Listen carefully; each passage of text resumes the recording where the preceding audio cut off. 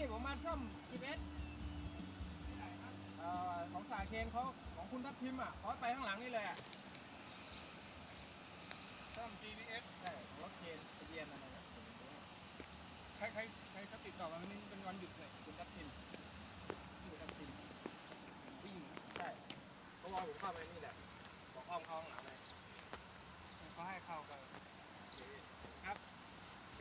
เนี่ยพี่เข้าไปเลยเนี่ย